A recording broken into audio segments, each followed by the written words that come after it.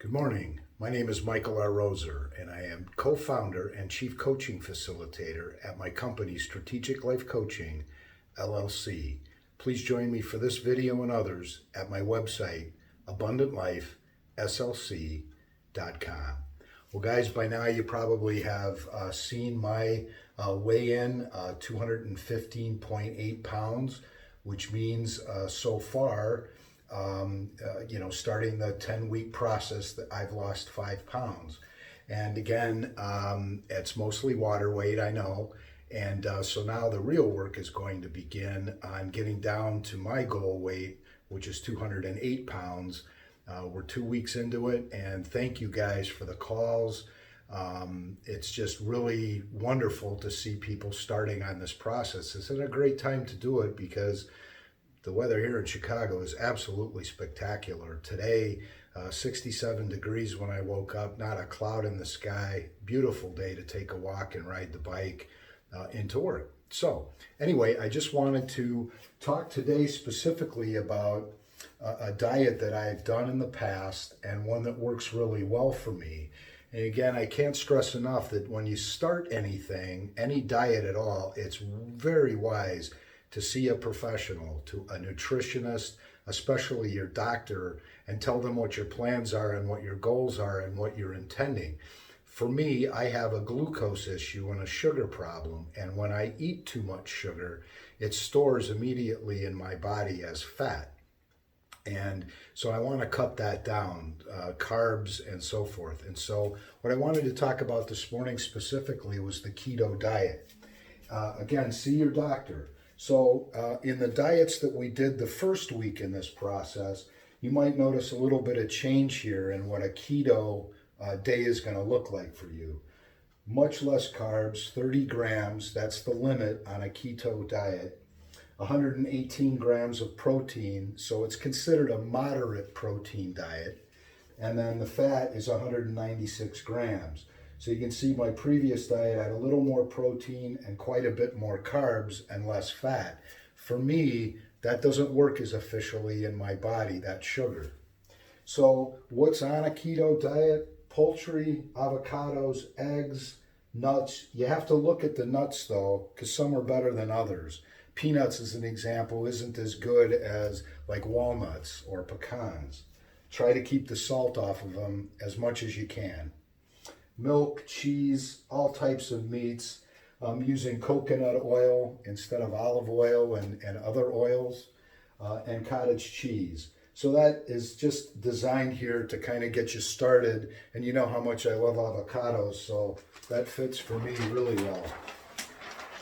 What are the benefits of a keto diet? Well, certainly losing weight's one of them.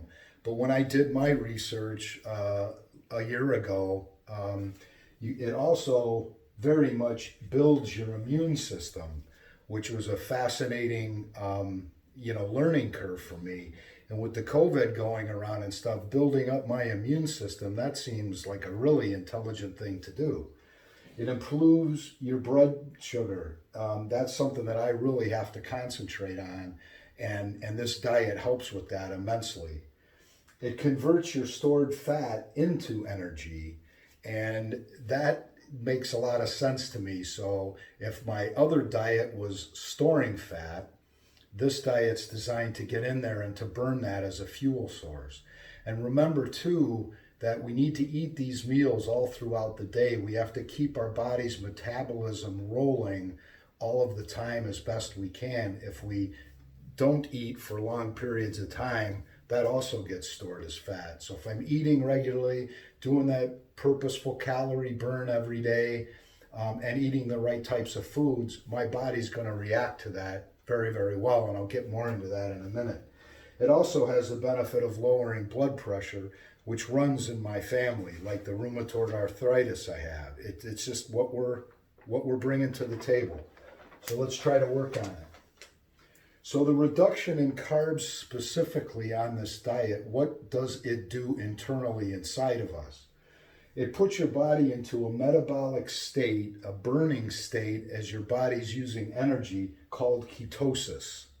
And what ketosis specifically stands for here is where fat from your diet that you're eating and most importantly, from your body itself, what you've stored as fat is converted into energy. This energy is called ketones. So you have fat, and you have glucose, and you have ketones. Ketones are produced in your liver, and it's a fuel source. And so when I lower my carbs and I lower my glucose, my body is then going to convert and find another source of energy. This one happens to be a very healthy source of energy if I'm trying to lose weight, improve my immune systems, you see? So very important.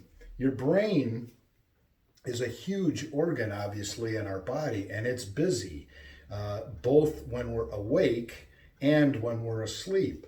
And the body can't run on fat exclusively. It needs either glucose or ketones.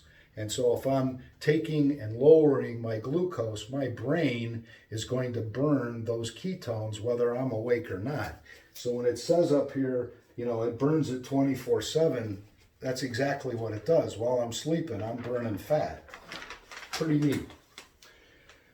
So the bottom line here is that on this ketogenic diet, the point is your body, your entire body, is going to switch its fuel supply onto mostly fat. And again, 24/7, it's going to burn that, whether we're awake or not. So when insulin levels drop, because I'm not eating as much sugar, generally speaking, the ability of your body to burn fat increases. So that's what we're going for on this diet. It becomes easier for your body to access those stores of fat for energy. If there's a lot of glucose around, it'll go to that first. So if we're taking that out, then it's going to go to fat burning, and that's what we're going for, to lose that fat and to lose that weight correctly. Now, I will, there's lots of cautions here when you begin any diet. And again, make sure that you're seeing a nutritionist and your physician before you start something like this.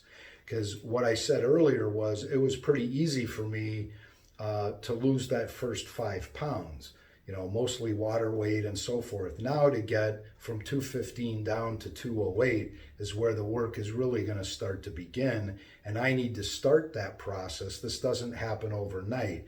Your body takes some time to switch and convert its fuel burning source. And so over time, this will kick in. And the last time I did it, I lost weight, and I lost weight very, very quickly.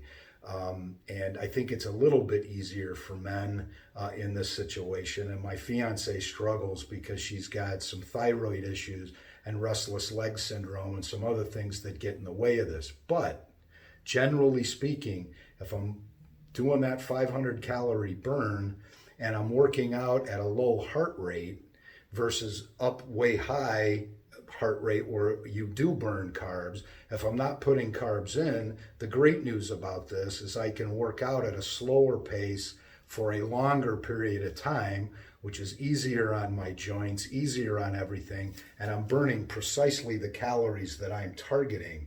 So my workouts are less strenuous, they're longer.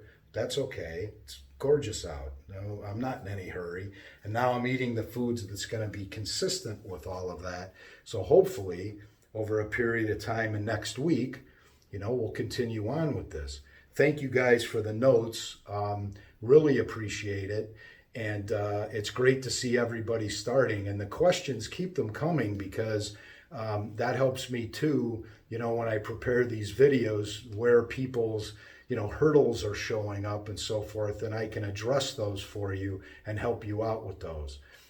Take the time, please. Take the time. You'll benefit from it. Your health specifically will improve a lot, in addition to losing that weight that we want to lose. Take care, guys. Hope this helps. Bye now.